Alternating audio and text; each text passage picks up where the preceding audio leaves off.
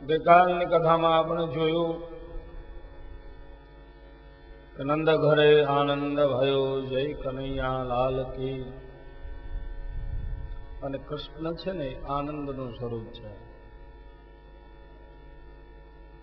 કૃષ્ણ આવે પછી આનંદ આનંદ આનંદ હોય. આપણને એવું કહેવાય છે કે નમક બીણ ખાણું નકામું અને કૃષ્ણ વગર ગાણું નકામું. કોઈ પણ કીર્તન ભજન કરો કે કથા કરો, એમાં કૃષ્ણ ન આવે ત્યાં સુધી એમાં પૂર્ણતા ન આવે. કૃષ્ણ આનંદ સ્વરૂપ છે. ભાગવતકારે લખ્યું છે, સચ્ચિદાનંદ રૂપાય વિશ્વોદયા વિહેતવે તાપત્રય વિનાશાય શ્રી કૃષ્ણાય વયં નમઃ. સતચિત્ત અને આનંદ સ્વરૂપ છે ભગવાન કૃષ્ણ. સતચિત્ત તો આપણામાં પણ છે, પણ આનંદનો અભાવ છે એટલે આપણે ભગવાન કહેવાતા નથી. ભગવાનમાં સત છે, ચિત્ત છે અને આનંદ છે.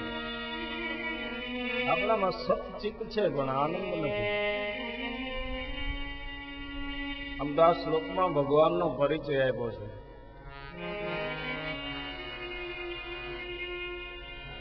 કે ભગવાન સતચિત્ત અને આનંદ સ્વરૂપ છે. આપણે કોઈને પૂછીએ અર્પણ કરવું હોય કે દીકરો કે બહુ રૂપાળો, અને કાછના ચરણોમાં કીધું સતચિત્ત આનંદ સ્વરૂપ, રૂપાળા કેવા છે કૃષ્ણ કીધું. પ્रणदापत्रय विनाशाय श्री कृष्णाय वयं नमः. ભગવાન રૂપાળા છે, સૃષ્ટિની ઉત્પત્તિ કરે છે, ભરણ પોષણ કરે છે, લય કરે છે, અને તાપત્રય ત્રણ પ્રકારના તાપ, આપણા દુઃખ કેટલા, વ્યાધિ, વ્યાધિ અને ઉપાધિ. આ ત્રણ પ્રકારના દુઃખ, અને દુઃખ પ્રગટવાના ત્રણ કારણો, અભાવ, પ્રભાવ અને સ્વભાવ. આના કારણે દુઃખ જન્મે. ભગવાન આનંદ સ્વરૂપ છે.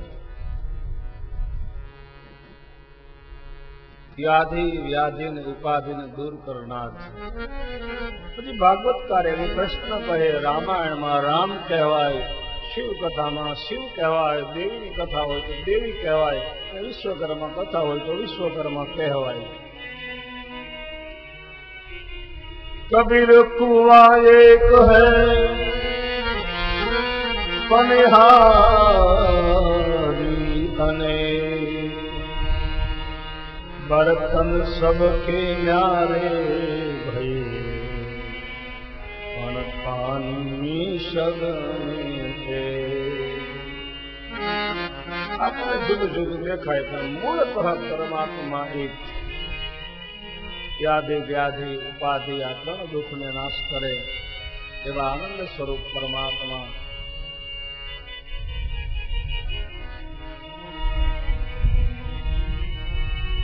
ભગવાન કૃષ્ણ એનું પ્રાગટ્ય નંદ બાબાને ત્યાં થયું. ભાગવતની અંદર જે કૃષ્ણનું ચરિત્ર છે એમાં ભગવાન વિશ્વકર્માની લીલા ક્યાં ક્યાં જોડાયેલી છે. તો આપ બધા જાણો છો કે ભગવાન મોટા થયા એટલે સીધી ગાયો ચારી, થોડા સમજદાર થયા એટલે પિતાને ટેકો આપવા લાગ્યા. નાના નાના વાછરડાઓ લઈને ગાયો ચારવા જાય. પણ ભગવાન જતા ક્યાં? વૃંદાવન. તો ભગવાન કૃષ્ણનો જે અવતાર થયો અને ભગવાન કૃષ્ણ પોતાના નિજ ભક્તોને આનંદ આપવા માંગે છે. એટલે ભગવાન વિશ્વકર્મા પ્રભુએ એક સુંદર વનનું નિર્માણ કર્યું. સુંદર વનનું નિર્માણ કર્યું. વનમાં તો આપણને બીક લાગે, ડર લાગે, હિંસક પ્રાણીઓ હોય, પણ આ તો કેવું વન છે. વનમ વૃંદાવનમ નામ પથવ્યનવતાનનમ ગોપ ગોપિકા સેવ્યમ પુણ્યાદિતૃણાતીર્થમ. આ કેવું છે વૃંદાવન? બીક લાગે એવું નથી. વનમાં તો રામે ગયા, અયોધ્યા રડી છે. રામે વનમાં જ ગયા હતા ને, પણ અયોધ્યા રડી છે. અને વનમાં કૃષ્ણ પણ ગયા.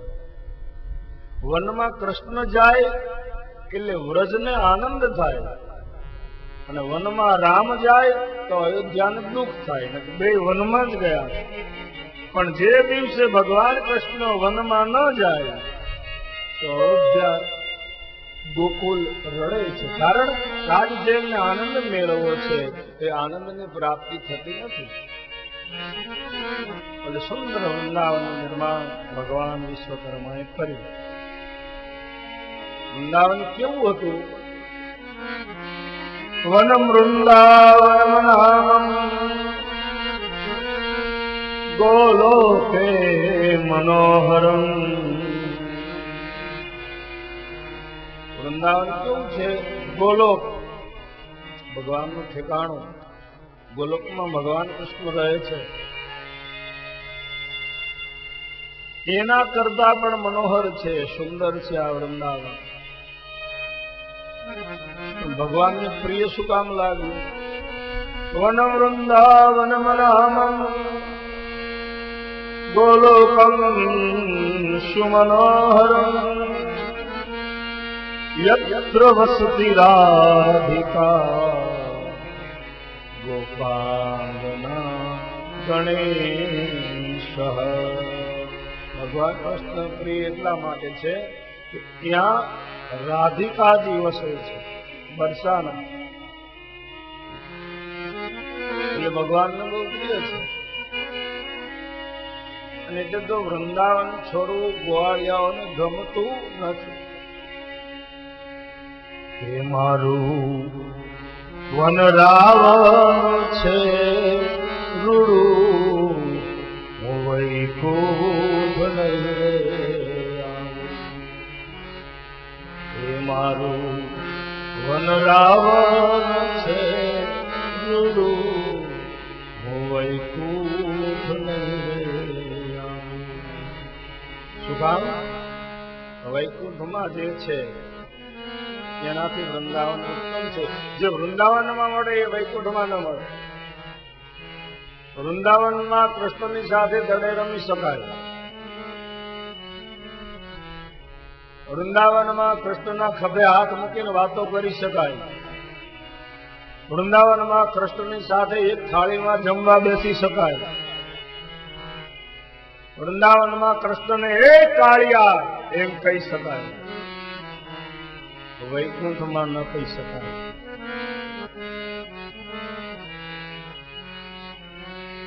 એટલે ના પાડે છે તમારે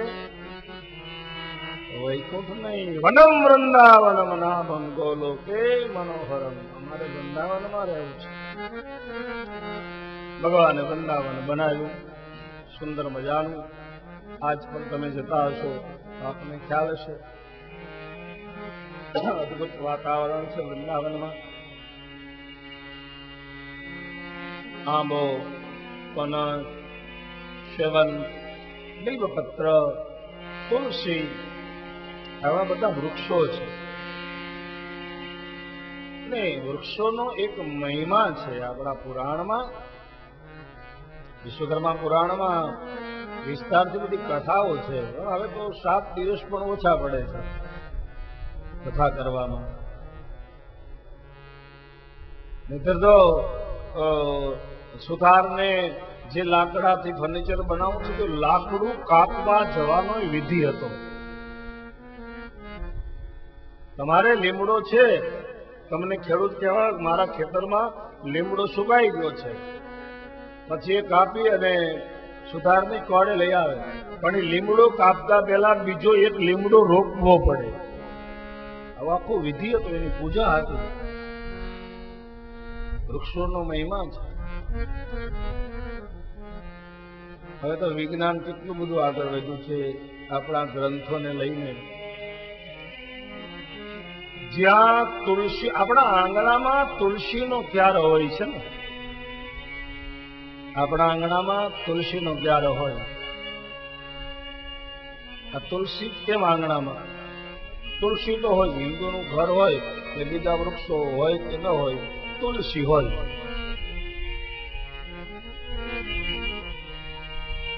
જેને આંગણીએ તુલસીનો ક્યારો, સાલીગરાની સેવા. કાર્તિકાય એમાં પંક્તિ આવે.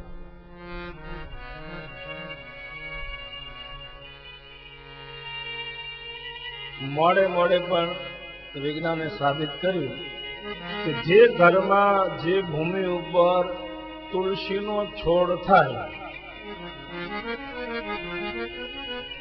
એ ભૂમિ મનુષ્યને રહેવા લાયક છે, ત્યાં આપણે વસવાટ કરાય.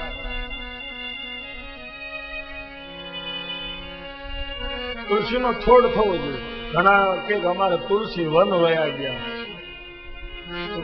એ ઘરનું વાતાવરણ કાં તો મચ્છર હોય, કાં તો ઘરમાં રોગ પ્રતિકારક શક્તિ ઘટી હોય, એટલે શું થાય, એની સીધી અસર તુલસી ઉપર થાય. તમારા ઘરમાં તુલસીનો ક્યારો હોય તો નિત્ય એને પાણી રેડો, એટલે એને દર્શન તો કરવાનું પણ જોવાનું. ઘણી વખત પાંદડામાં રોગ આવે, આ બધું આવે ને, તમારામાં જે રોગ આવવાનો છે એનું આગમન પહેલા તુલસી પોતે લઈ લે. એ આપણને વાતાવરણથી કે ભાઈ હવે ચિકન ગુનિયાનો વાયરો આવવાનો છે ખબર પડી જાય, તુલસીને જુઓ તો. તમારા ઘરમાં તુલસીનું વૃક્ષ તંદુરસ્ત હોય એટલે માનવાનું કે આપણા ઘરનું વાતાવરણ શુદ્ધ છે. ધાર્મિક રીતે, આધ્યાત્મિક રીતે, સામાજિક રીતે, પવિત્રતાની રીતે તુલસીનો છોડ હળ્યો હળ્યો ઘરના આંગણામાં હોવો જોઈએ. આવું તો તુલસીનું આખું વન છે વૃંદાવન. અને આજના જ પેપરમાં છે કે નાસા વાળા તુલસીનો છોડ ચંદ્ર ઉપર લઈ જવાનો છે. આજના જ પેપરમાં છે કે તુલસીનો છોડ ચંદ્ર ઉપર લઈ જઈને ત્યાં રોપવાના છે, અને જો ત્યાં એ છોડ ઉછરે તો સાબિત થાય કે ચંદ્ર ઉપર મનુષ્ય રહી શકે. આજના જ પેપરમાં છે. આજનો દિવ્ય ભાસ્કર વાંચજો, પહેલા પાના ઉપર જ છે. પણ પેપર વાંચે ને અમુકને તો ખબર જ ન હોય, કારણ કે હું ઘણા લોકો જોઉં કે સવારમાં પેપર આવે ને એટલે સીધા બેસણાના ફોટા વાંચે કે કયો હગો ગયો. અમુકની આ જ તે હોય, બીજું કાંઈ ન જોવે. એમ કયો હગો ટપક્યો, બીજું કાંઈ નહીં, એ જ જોવાનું કે કયો ટપક્યો છે બસ.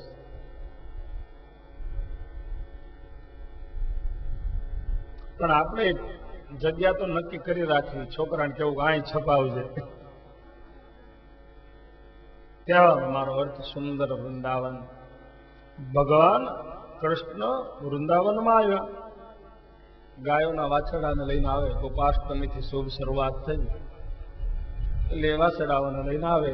નંદ બાબા એ મોટી ગાયો ચરાવતા હોય, બાળકો સાથે કનૈયો, કાલિંદીના કિનારે સુંદર કદમનું વૃક્ષ, વાછરડાઓ ચરતા હોય, ગિરિદળો રમે, ગિરિદંડાની રમત રમે. પણ રમત ક્યાં સુધી?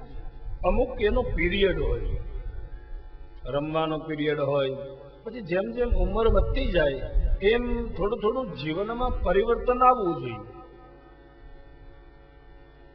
નાના હોય ત્યાં સુધી થેરીએ રમે તો ચાલે, લખોટીથી, ગીલી દંડે. પણ પછી થોડી ઉંમર થાય, રમત હોય પણ રમત બદલાતી જાય. તો ભગવાનને થયું કે આ તો બરાબર, પણ હવે તો થોડી ઉંમર થઈ, હવે શું કરવું? અને પછી એવી એક કથા છે કે ભગવાન વાંસળી વગાડતા, અને ભગવાનની વાંસળી વાગે એટલે તો પછી તમે જુઓ બધા ભાન ભૂલી જાય. ભગવાન જયારે વાંસળી વગાડે ત્યારે બધું ભાન ભૂલાઈ જતું. આવું પ્રમાણ છે ભાઈ. સુર આપો આ બાજુ, ભાઈ આ બધું સુર આપો, આવું પ્રમાણ છે. મેં કાનુડા તોરી ગોવાલ એ તારી વાંસળી લલચાણી રે, મેં કાનુડા તોરી ગોવાલ. નરસિંહ મહેતાએ સહી કરી છે. એની વાંસળી કેવી વાત.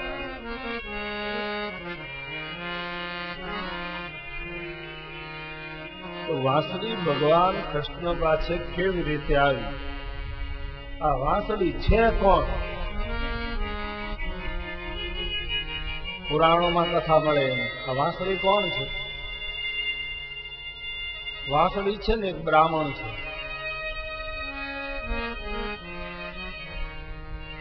તમે પુરાણોનો અભ્યાસ કરો, એવી કથા છે કે બ્રાહ્મણ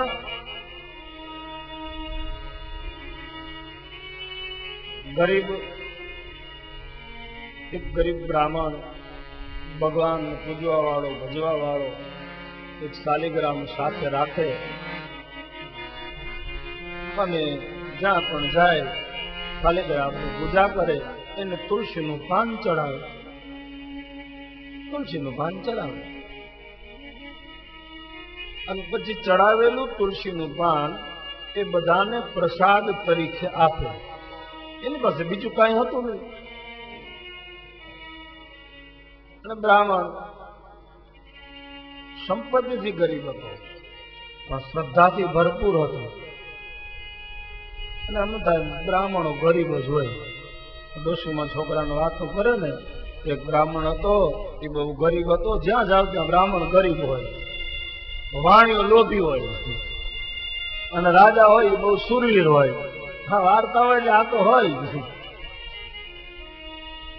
હવે આ બ્રાહ્મણ એક દિવસ વિચરણ કરતો તીર્થયાત્રાએ નીકળ્યો. એક ગામની અંદર બ્રાહ્મણના ઘેર એને ઉતારો કર્યો. જે બ્રાહ્મણના ઘેર એ ઉતર્યો એ બ્રાહ્મણ બહુ જ પૈસા વાળો. એ મોટી જબરજસ્ત પૂજા અર્ચના કરે, ભવ્ય ઘરમાં મંદિર ને, અને ભગવાનને રોજ સૂકો મેવો ને આ તેવું બધું જેને કહેવાય થાળ ધરાવે અને એનો પ્રસાદ વેચે. એ શ્રીમંત બ્રાહ્મણને ત્યાં આ ગરીબ બ્રાહ્મણ તીર્થયાત્રાએ જતા જતા મહેમાન થયો. એટલે આને પણ રોજના નિયમ મુજબ ભગવાનની પૂજા કરી, શાલિગ્રામ તુલસીનું પાન ધરાવ્યું અને પછી પ્રસાદ વહેંચવા નીકળ્યો.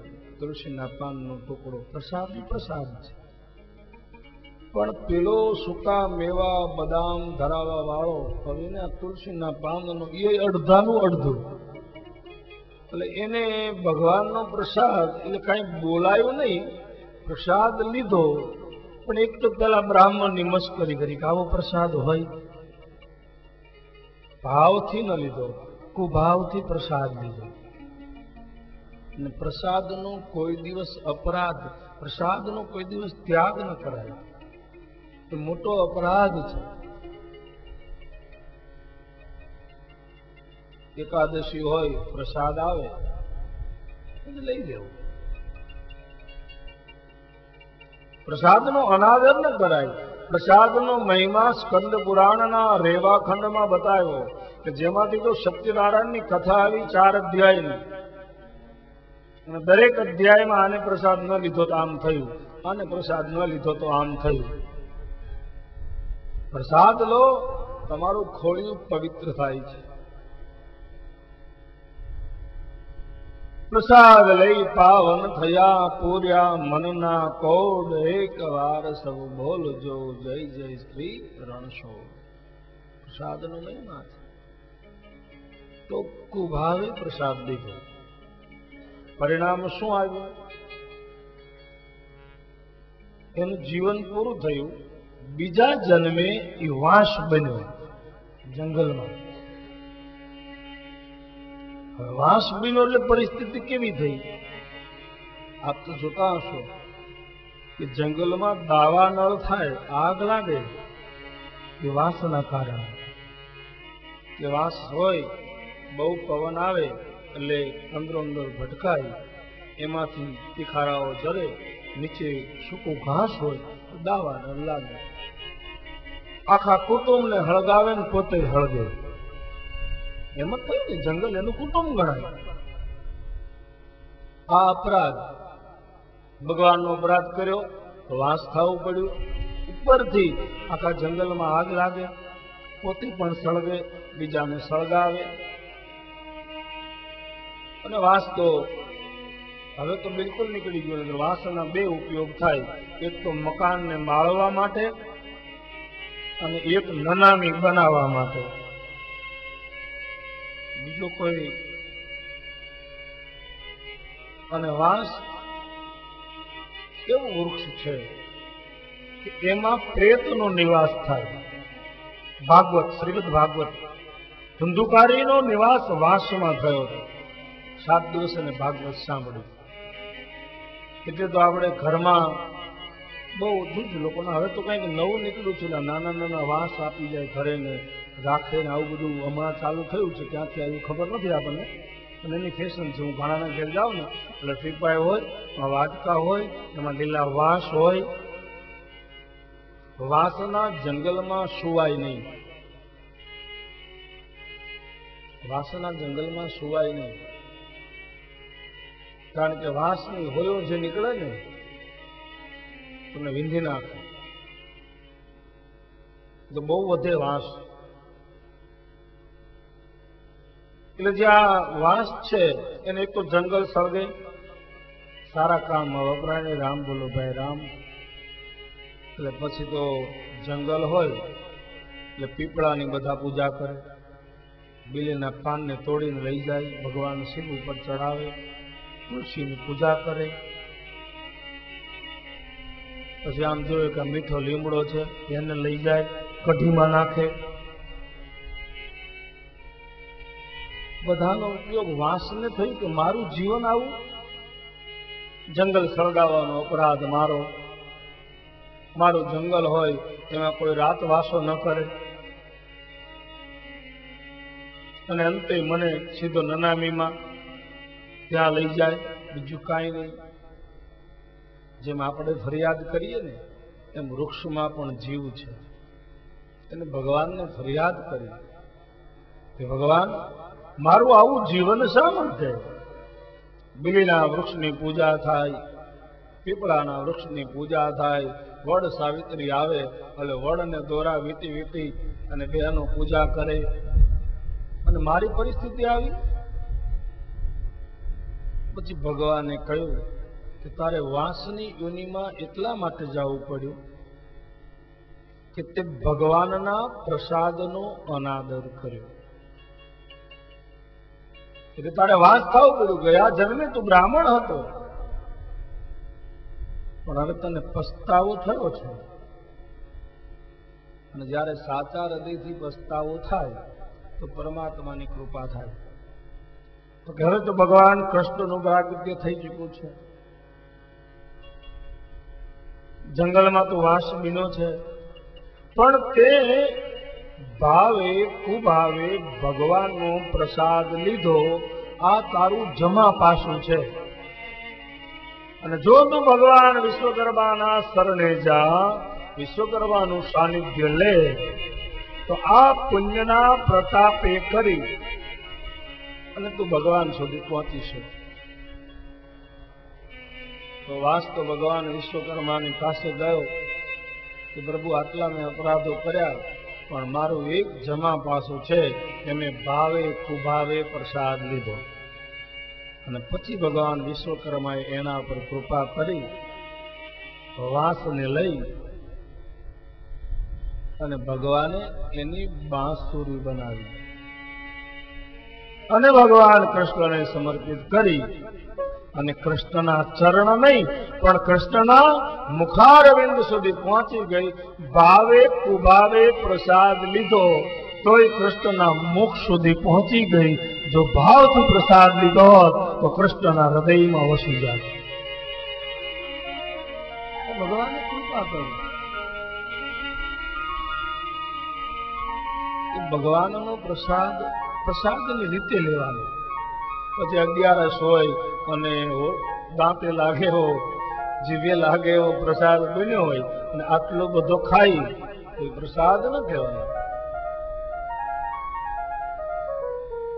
જેમાં ભક્તિ ભળે એ બધું પ્રસાદ. ઘરમાં ભક્તિ ભળે ઘર મંદિર થઈ જાય. પ્રવાસમાં ભક્તિ ભળે પ્રવાસ યાત્રા બની જાય. ભોજનમાં ભક્તિ ભળે ભોજન પ્રસાદ થઈ જાય.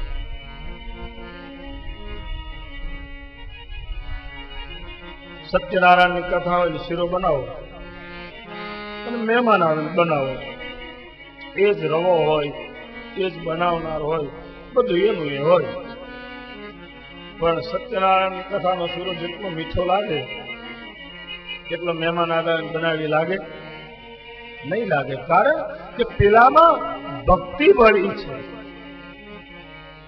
એટલે તમે આમ હાથમાં આપે એટલે હાથમાં લઈ આમ કરી પછી આરોગ્ય. કારણ કે એમાં ભક્તિ ભળી. અને ઓલો ઉભા ગળે ખવાય જેટલો ખાવો એટલો, કોઈ બંધન ન હોય. એટલે મીઠો ન લાગે. તો વાસ્તવમાં ભક્તિ ભળી કૃષ્ણ સુધી પહોંચો અને એની બાંસુરી બની અને ભગવાનના હોજ સુધી પહોંચવું. વાંસળી છે તમે જોજો, આર પાર દેખાય, ઉપર છેદો પાડ્યા છે. કેટલું બધું કષ્ટ સહન કર્યું. વાંસળીને આમ જેમ જો આર પાર દેખાય, ઉપર એટલા છિદ્રો પાડ્યા. જે આવા દુઃખને સહન કરે, પોતાનું જીવન વિંધી નાખે, પોતાનું જીવન ખુલ્લું કરી દે. આપણે ત્યાં એક રૂપક છે. લગ્ન હતા તો શહેનાઈ વાગતી હતી, એક બાજુ ઢોલ વાગતો હતો. હવે ઢોલ અને શહેનાઈ વાતો કરતા હતા. આ રૂપક છે કે ઢોલ શહેનાઈને એવું કહેતો હતો, બેન તું કેટલી રૂપાળી લાગે છે, કે તને વગાડતા હોય ત્યારે તારા પગ ચંપી કરતા હોય ને એમ આંગળા ફરે. અને ઢોલ કે મારી દશા તો જો બે બાજુ થઈ ઢીબે છે ને. એક ભાઈ ઢોલ વગાડતો હતો. ઢોલ વગાડતો હતો જે બાજુ આમ દાંડી મારે ને એ બાજુ એક સુંદર સ્ત્રીનો ફોટો હતો. એડવાન્સમાં કે આટલું બધું એ કે ફોટો બીજા કોઈનો નથી, નથી કોઈ હિરોઈન, પણ અમારી ઘરવાળીનો છે. એ ઘરે મને એટલે અહીંયા તો આજે અહીંયા દાજ ચાલુ કર્યું. અર્થ મારો કહેવાનો. પછી ઢોલ અને શહેનાઈની વાતો એટલે એવું કીધું, તને પગ ચંપી કરતા એવું લાગે છે અને મને તો કેવો ઢીલે છે. ત્યારે શહેનાઈએ જવાબ દીધો કે હે ઢોલ, મને તું જો આર પાર જોઈ શકશે, ઉપર છેદ છે, મારું જીવન ખુલ્લું છે. અને હે ઢોલ તે તારી બે પોલ છે ને એ પોલને ઢાંકી દીધી છે એટલે સમાજ તને ઢીબે છે. એટલે જે પોલું ઢાંકે ને એને સમાજ ઢીબે, પણ જેનું જીવન ખુલ્લું હોય એની સમાજ પગચંપી કરે. જેવા છો એવા દેખાવ સમાજમાં. પોલું ઢાંકવાનો પ્રયત્ન ન કરો, એને ખબર જ છે બધી. મુખ મેં રામ બગલ મેં सूरी, એને બધી ખબર છે.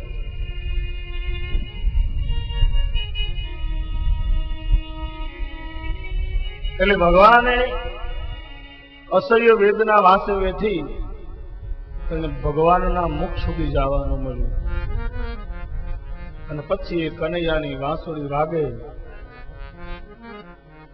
बांसुरी बजाए आज रंग से मुरारी, बांसुरी बजाए आज रंग से मुरारी, बांसुरी बजाए आज रंग से मुरारी, बांसुरी बजाए आज रंग से मुरारी, बांसुरी बजाए आज रंग से मुरारी, बांसुरी बजाए आज रंग से मुरारी. शिव समाधि भूल गए ऋषि मुनि किनारे, शिव समाधि भूल गए ऋषि मुनि नारी, शिव समाधि भूल गए ऋषि मुनि किनारे, शिव समाधि भूल गए ऋषि मुनि किनारे. पढ़त ब्रह्मा भूले भूले ब्रह्मचारी, वेद पढ़त ब्रह्मा भूले भूले ब्रह्मचारी, बांसुरी बजाए आज रंग से मुरारी, बांसुरी बजाए आज रंग से मुरारी.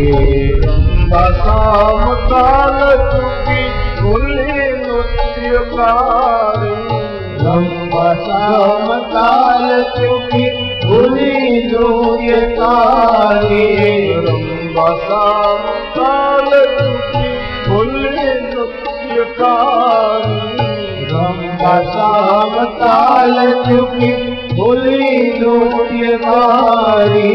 यमुना जल उल्टो भयो शोभाराज सारी, यमुना जल उल्टो भयो शोभाराज सारी, बांसुरी बजाए आज रंग से मुरारी, बांसुरी बजाए आज रंग से मुरारी.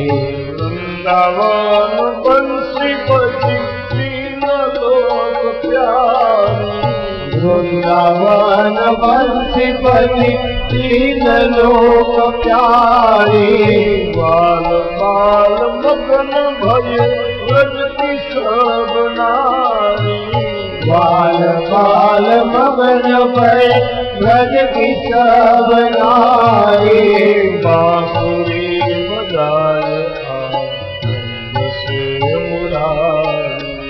बांसुरी बजाए आज रंग से मुरारी.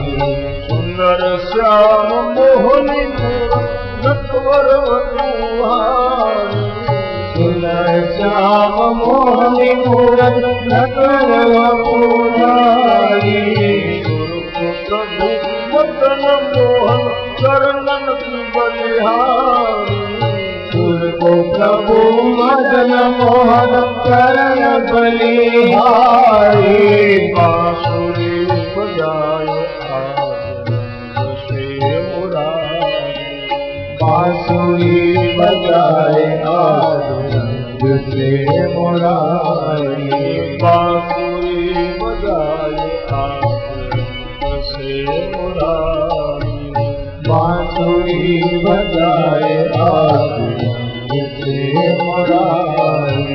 भगवान સુધી વાંસ બાંસુરી રૂપે પહોંચ્યો.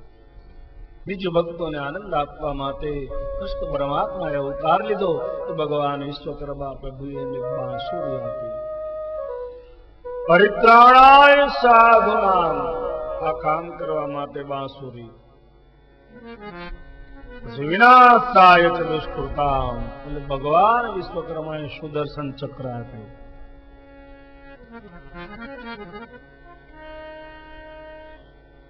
પછી તો આપ બધા જ કથાથી બહુ પરિચિત છો કે બાંસુરી આપી અને ભગવાન ગોકુળ છોડી અને પછી મથુરા ગયા, કંસનો વધ કર્યો. પણ કંસ સાથે યુદ્ધ કર્યું, કંસ મરાયો. એટલે કંસની બે પત્ની અસ્થિ અને પ્રાપ્તિ આ જરાસંઘની દીકરીઓ હતી.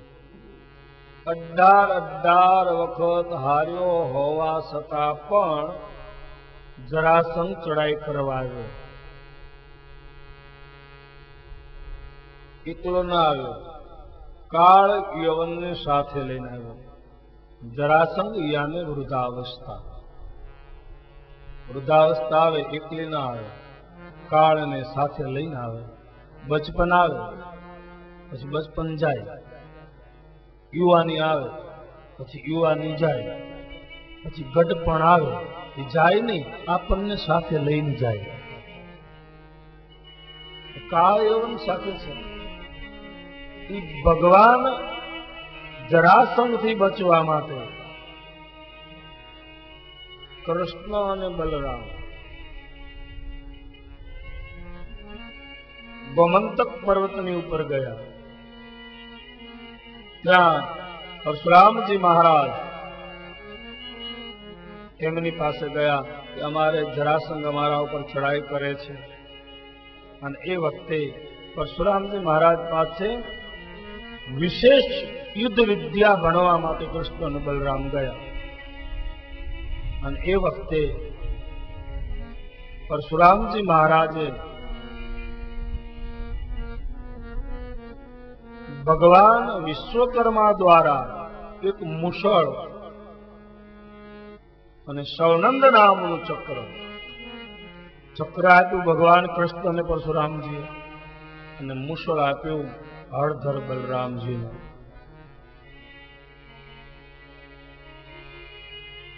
આ શસ્ત્રો લઈ મથુરાની અંદર આવ્યા. પરશુરામજી પાસેથી આ સનંદ નામનું ચક્ર અને બલરામજીએ મુસળ લીધું. પણ પછી કૃષ્ણ મથુરા આવ્યા પછી ગોકુળ ગયા નથી. પણ બલરામજીને એમ થયું એકવાર ગોકુળ જવું જરૂરી છે. હવે આ તો બલરામજી ગોકુળ ગયા. ગ્વાળિયાઓને પૂછ્યું તમે શું કરો છો? ગ્વાળિયાઓએ કહ્યું બસ ગાયો ચારીએ અને મજા કરીએ. અને એ વખતે બલરામજી એવું કહ્યું કે તમે ગાયો ચારો છો, સુંદર મજાની ફળદ્રુપ જમીન છે, યમુનાજી નિસ્દિન બે કાંઠે વહી જાય છે, તો તમે ખેતી કરો. તો ખેતી કેવી રીતે કરવી? અને એ વખતે બલરામજીએ એ મુસળ એટલે કે હળ વડે યમુનાજીને ખેંચ્યા, આગળ લીટો કર્યો. અને જ્યાં જ્યાં ગ્વાયા અને ખેતર છે માતા ચૂકા યમુનાજીને બલરામજીએ વહેણના રૂપમાં ખેતર સુધી પાણી પહોંચે એ રીતે મુસળથી આ વ્યવસ્થા કરી અને હળ આપ્યું કે તમે એકના અનેક દાણા કરો, તમે ખેતી કરો. એટલે યમુનાજી વંચાયા. આ વહેલી ઇરિગેશન પદ્ધતિ, કેનાલ, નહેર પદ્ધતિ વિશ્વકર્માની કૃપાથી બલરામજીએ કરી. એ ચિત્ર હજારો વર્ષ પહેલા શ્રીમદ ભાગવતમાં આલેખ આવ્યું છે અને એના ઉપરથી આપણા ઘેર ઘેર સુધી નર્મદા પહોંચી.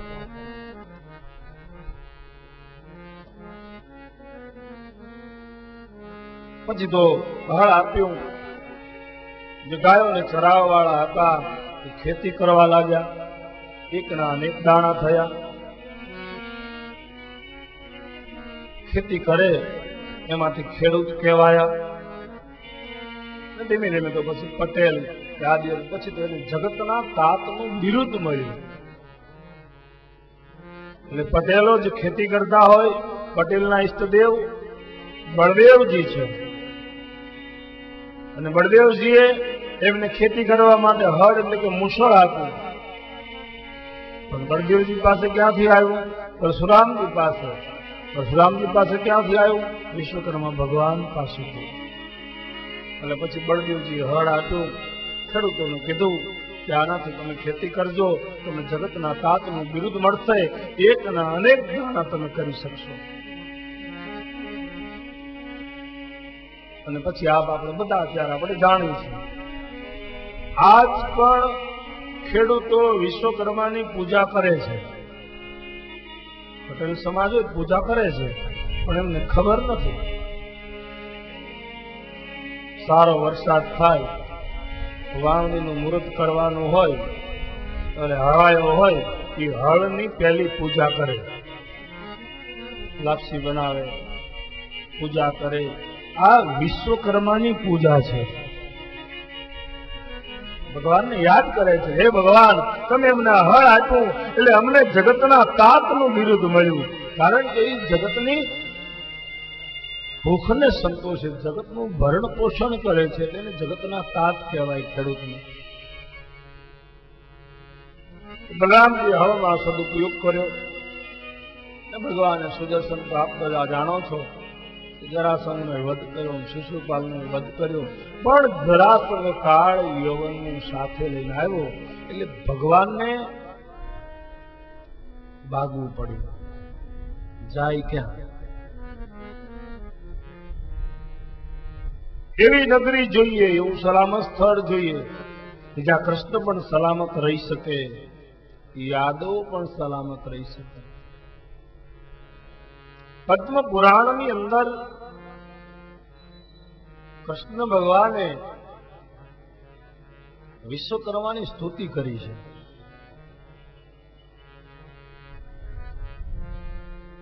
અવતાર કથામાં લગભગ છેલ્લા પાના ઉપર આપેલી છે. એનું જ્યારે તમારા ઉપર સંકટ આવે, આપણા વિશ્વકર્માના એટલા બધા મંત્રો છે ઘણા, પણ જે બધા ગુરુમુખી છે. તમારા પર જયારે વિપત્તિ આવે, જેમ ચંડી પાઠની અંદર એવા મંત્રો છે, દુર્ગા સપ્તશતી જે વાંચતા હશે ને ખબર હશે, એ મંત્રોને તમે સંપુટિત કરી એનું અનુષ્ઠાન કરો